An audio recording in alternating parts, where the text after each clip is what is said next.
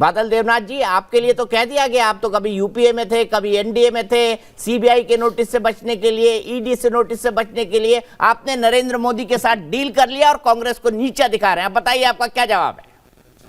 बिल्कुल नहीं सर, नरेंद्र मोदी से कोई डील नहीं। जो देश को बर्बाद कर दिया 2014 से 2021 तक, ना मेक इन इंडिया, ना डिजिटल, ना आईपीएल, ना बेटी बचाओ स्वच्छ भारत में कुछ नहीं हुआ। 15 लाख का पैसा, 15 कोरोना के चलते 4.5 लाख लोग मर गए। मैं तो जानता हूँ 4 करोड़ के ऊपर लोग मर गए, लेकिन इन्होंने आंकड़ा दिखा रहा है 4.5 लाख लोग कोरोना में चल, देश को बर्बाद कर दिया।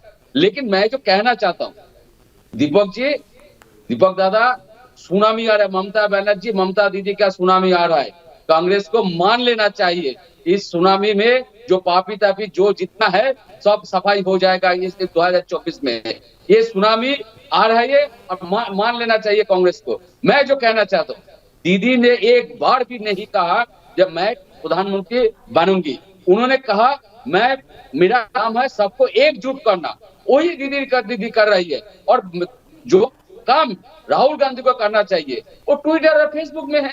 कांग्रेस विरोधी लीडर है, 426 सीटों में से 426 सीटों में उम्मीदवार देने के बाद सिर्फ 44 सीट मिला है। और उसके बाद भी वो विदेश में जाते, विदेश में रहते, कोई आंदोलन नहीं करता है। ट्विटर फेसबुक में उनका आंदोलन खत्म हो जाता है। लेकिन देश के लोग अभी यही चाहते हैं, मोदी वर्सेस ममता बनर्जी, ममता बनर्जी वर्सेस मोदी। देश के लोग यही चाहते हैं। देश के लोगों को, देश के राष्ट्र के सेवा के लिए, समाज के सेवा के लिए, ऑल पॉलिटिकल पार्टी को एक साथ करने के लिए, ऑल पॉलिटिकल पार्टी को दिशा दिखाने के लिए, नया दिशा दिखाने के लिए ममता बनर्जी को चाहिए। और वही मैं चाहे एक हफ्ते से हर चैनल में मैं बोल रहा हूँ। और दीपक जी, आपका चैनल में 3 दिन पहले कहा, आज भी 2-3 चैनल में मैंने कहा। और यही चाहते हैं, देश में ममता बनर्जी का सुनामी आ रही है। और इस सुनामी में जितना पापी तापी है, जो लोग देश के लिए कुछ नहीं किया, वो लोग सब जा रहे हैं। और 2024 में ममता बनर्जी पूरे देश में नेतृत्व देगा, यही हम सब उम्मीद करते हैं।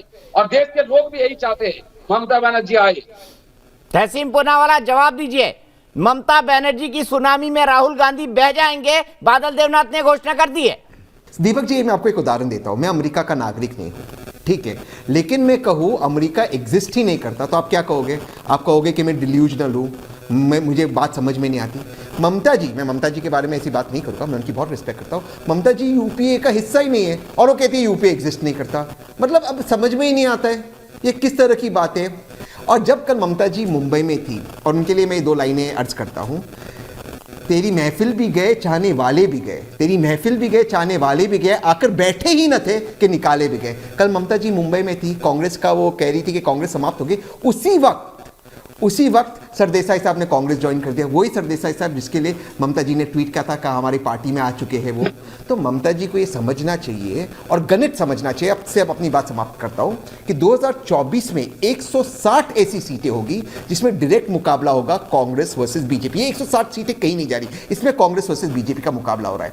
और जो 2024 में बीजेपी मुक्त सरकार बनेगी, वो इस पर निर्भर करता है कि इन 160 सीटों में कांग्रेस का परफॉर्मेंस कैसा रहता है। तो बिना कांग्रेस की 2024 में सरकार मुमकिन है ही नहीं।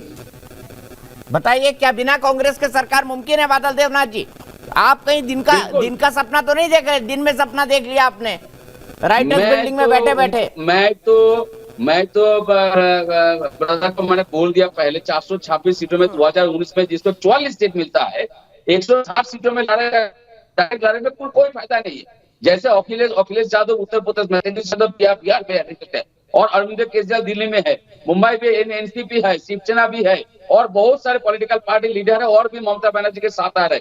और दीपक जी, लियांडर पेज, कोई हमने उनको बुलाया नहीं, सब आग्रह करके सब आ रहा है, तो ज्वाइन करना चाहता है। कीर्ति यादव ज्वाइन किया, Babul Supriyo central minister TMC में ज्वाइन किया, मुकुल राय जिसको all India vice president TMC में ज्वाइन किया। सब ऐसे बहुत सारे दिग्गज लीडर है जो है, सब टीएमसी में ज्वाइन करना चाहते हैं, क्योंकि वो लोग सब चाहते हैं ममता मोदी के खिलाफ 2024 में एक विपक्ष, मजबूत विरोधी लीडर चाहिए। इस मजबूत विरोधी लीडर के लिए ममता बनर्जी को सामने आने के लिए सब लोग कोशिश करें। और इसी आधार पर ममता बनर्जी ने वही कोशिश करा। हरियाणा से, उत्तर प्रदेश से, बिहार में, राजस्थान में, महाराष्ट्र में, गोवा में एक चीफ मिनिस्टर, त्रिपुरा में, मेघालय में एक चीफ मिनिस्टर, सब पार्टी में ज्वाइन कर रहा है।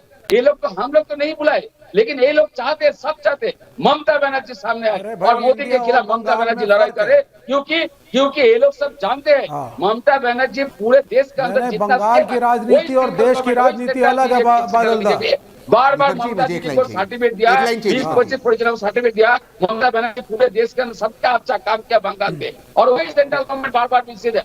और विश्व से भी एक कन्याश्री के बारे में पुरस्कार मिला, दीपक जी आप भी जानते हैं, एक नहीं 2-3 पुरस्कार, वर्ल्ड से भी पुरस्कार मिला ममता जी को। इसलिए पूरा देश आग्रह कर रहा है, पूरा देश चाहते हैं मोदी के खिलाफ एक मजबूत लीडर चाहिए, वो है ममता बनर्जी। और इसलिए मैं फिर बार बार कह रहा हूँ दीपक जी आपके चैनल में भाई, फिर मैं कह रहा हूँ एक सुनामी आ रहा है 2024 के लिए, वो सुनामी राष्ट्र के लिए, कोई तबाही के लिए नहीं, राष्ट्र के लिए आ रहा है, राष्ट्र के सेवा के लिए, राष्ट्रीय लोगों के लिए, समाज के लिए, जाति के लिए, परिवेश के लिए, सबके लिए, जो लोगों के देश के लोगों के लिए, जो लोग देश में राजनीति करना चाहते हैं और जो लोग राजनीति में आग्रह नहीं है, उन लोग भी आग्रह आ रहा है, उन लोग भी आ रहा है, चाहे वहाँ ममता बनर्जी सामने आए और मजबूत विपक्ष बने। और ममता दीदी तो एक बार नहीं किया मैं प्रधानमंत्री बनेंगे, ममता दीदी कहा मेरा काम है सबको एकजुट करना, वही दीदी कर रहा है, देश को नेतृत्व देने के लिए ममता सामने आ रहा है। आप सब मान लीजिए, और कांग्रेस को भी मैं अनुरोध करूंगा, आप लोग भी मान लीजिए ममता बनर्जी देश को नेतृत्व देना चाहते हैं। और अरे अनुरोध कर रहे हैं, वो प्रधानमंत्री के बनने की बात नहीं कर रही है, ममता दीदी वर्कर रहना चाहती है, हो सकता है राहुल गांधी को प्रधानमंत्री बनवा दे। अरे मान लीजिए ना ममता जी का नेतृत्व। ऐसे भाई दिक्कत क्या है, आपके भी तो कॉमन एनिमी है ना, नरेंद्र मोदी को हराना है, बीजेपी को हराना है, एनडीए को हराना है, मान लीजिए ममता जी की बात, दिक्कत क्या है?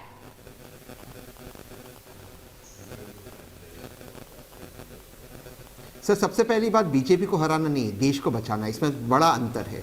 दूसरी बात सर, गांधी परिवार, अरे बीजेपी हारेगी तभी तो देश बचेगा तहसीन भाई, आपके मुताबिक बीजेपी हारेगी तभी तो देश बचेगा। बिल्कुल